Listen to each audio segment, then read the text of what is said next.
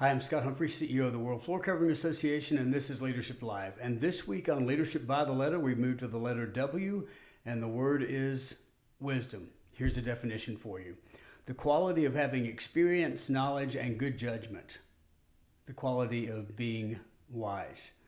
The quality of having experience, knowledge, and good judgment. The quality of being wise. I think sometimes when we hear the word wisdom, we think that that is exclusively for PhDs or people with a doctorate, or maybe those in leadership within an organization.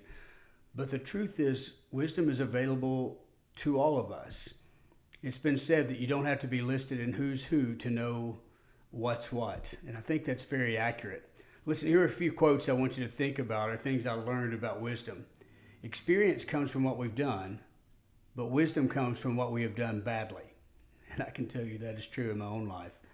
Wisdom is the power to see and the inclination to choose the best and highest goal together with the surest means of attaining it. In other words, wisdom is not simply having the knowledge, it is acting on that knowledge. We'll talk about that more in just a moment. And then wisdom is the reward you get for a lifetime of listening when you would have preferred to talk. Boy, is that true. So let me give you a couple of things I want you to think about. People that are wise, people that attain wisdom. First of all, they are lifelong learners. There's an old saying that all leaders are readers. I'll also tell you that the highest earners are lifelong learners. They're people that pour knowledge into themselves. By the way, not just the vein that they're already in, not just the wisdom of what they already believe in, but they listen to opposing views, and it gives them a creativity to find solutions when no one else can. Secondly, they act on their own knowledge. I alluded to this before, but people that have knowledge simply to have knowledge, and I've known people that go to school their whole life just to go to school. They loved being a student. But people that act on their knowledge change the world. And there was a store owner in a small town who had a small store on Main Street, and people that owned a big department store tried to buy his store over and over again because they wanted the location. He just wouldn't sell. And so eventually they bought up all the property around him, and they hung a big banner over his store because their store was on either side that said grand opening.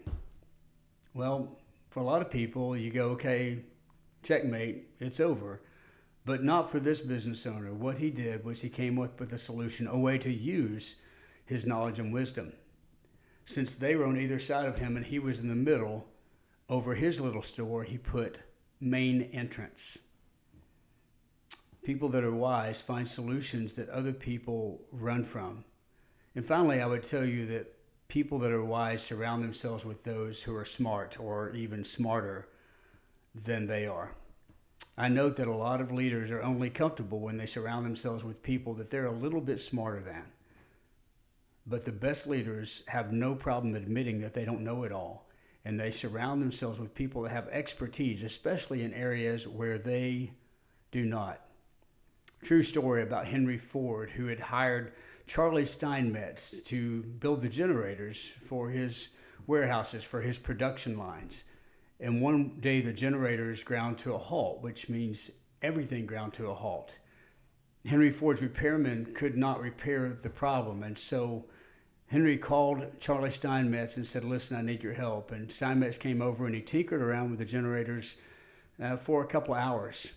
And then he flipped the switch and everything came back on and everything was fixed. Henry Ford was happy until he received the bill, $10,000. And that did not make Henry Ford happy. And so he sent a message to Charlie Steinmetz and he said, why did you charge me so much to fix the generators? And Steinmetz said, well, for tinkering with the generators, I charged you $10. For knowing where to tinker, I charged you $9,990 more.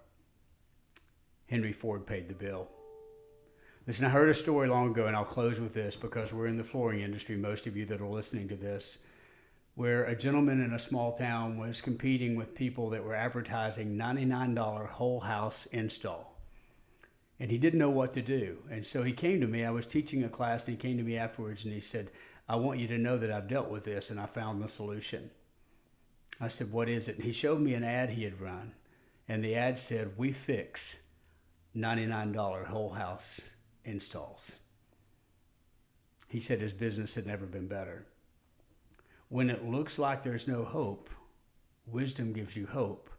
When it looks like there's no purpose, wisdom helps you find your purpose. As a leader, there's nothing more important than you can do than invest in yourself.